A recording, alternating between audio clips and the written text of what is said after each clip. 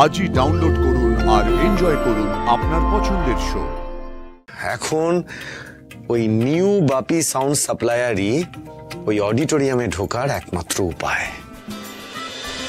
আপনারা এভাবে আশিকে শো থেকে বের করে দিতে পারেন না। কেন ওকে এভাবে অপমান করছেন? আশি নিজের ট্যালেন্টে, নিজের ক্ষমতায় ফাইনাল অবধি পৌঁছেছে। ছাড়ো আমাকে। আমি এর শেষ থেকে ছাড়বো দামিনী ম্যাডাম, আমি এর শেষ থেকে ছাড়বো। আর আমি সবার সামনে বলছি, কাল এই মঞ্চে ফাইনালিস্ট হিসেবে পারফর্ম করবে, কমপ্লিট করবে আশি।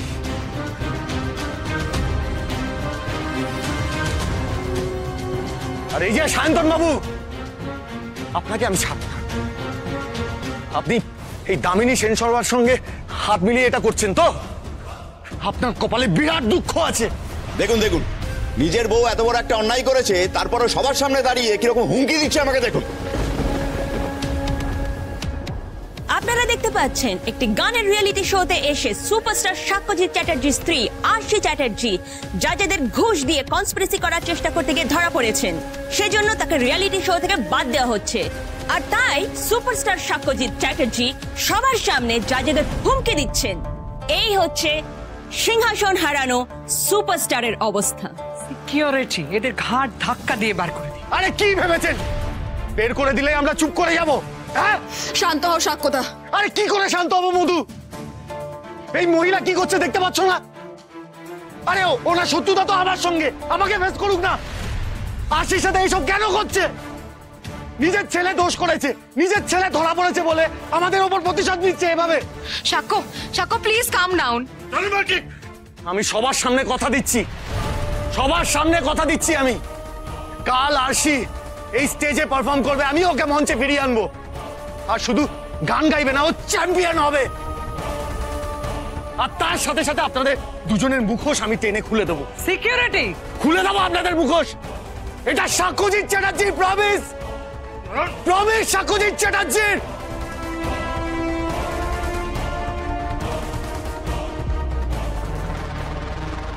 ভালোই হয়েছে, আশি গান গাইবে না কালকে, আশির জায়গায় সোহম ছেলেটা গান গাইবে।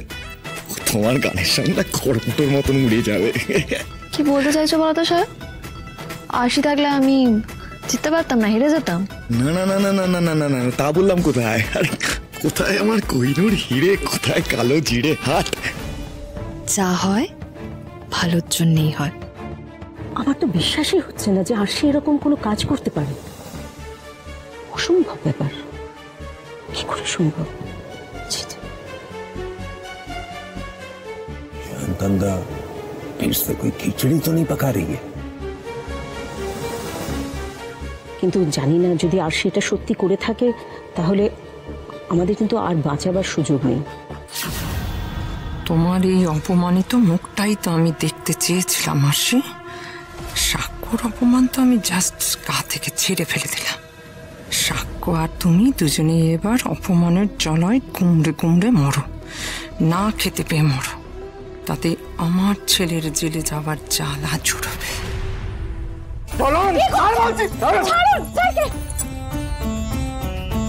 দরজা বন্ধ করো। এই এই দরজা বন্ধ করবি না।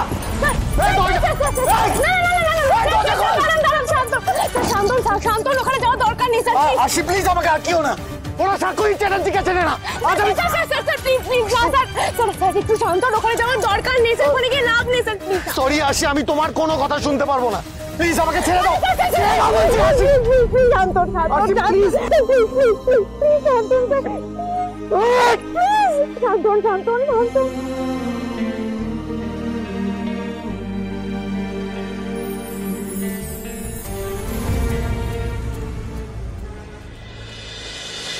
এই জন্য না নিজের ফিল্ডের ওপর রাগ ওঠে। দেখো সব জায়গায় তোমার আর আরশির ব্যাপারে জাস্ট জাতা নিউজ লিখছে। এটাই তো চেয়েছিলেন ওই দামিনী সেন শর্মা।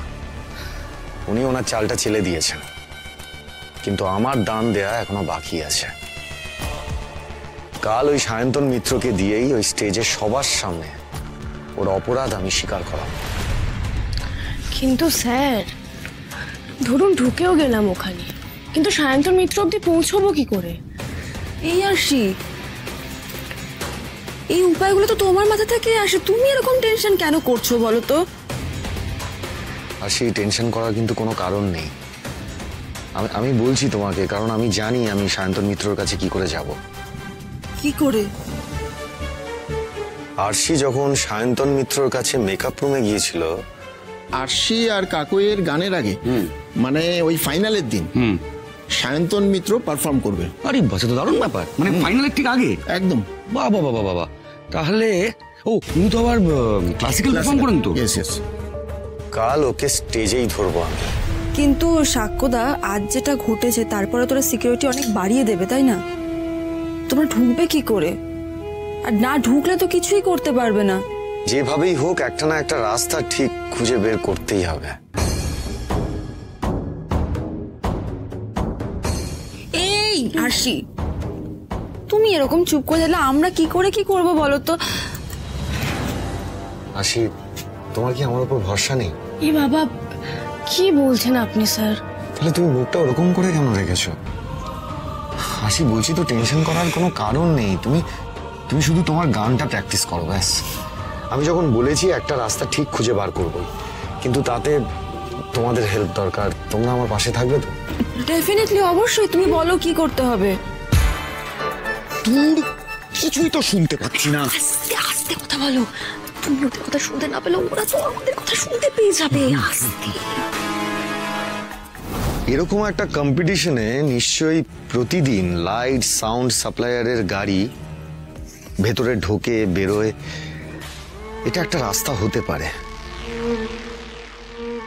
আচ্ছা আশি, তোমার মনে আছে যে এই কম্পিটিশনে লাইট সাউন্ড, বিশেষ করে মাইক, টোটাল অ্যারেঞ্জমেন্ট কারা প্রোভাইড করছে, কোন কোম্পানি? কিছু কি খেয়াল করতে পারছো?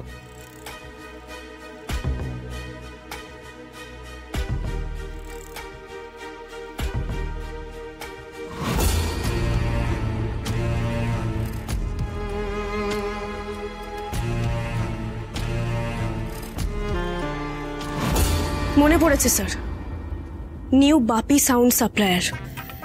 সিরিয়াসলি আরশি, এটা তুমি বলেই পসিবল, জানো তো, এটা মনে রাখাটা।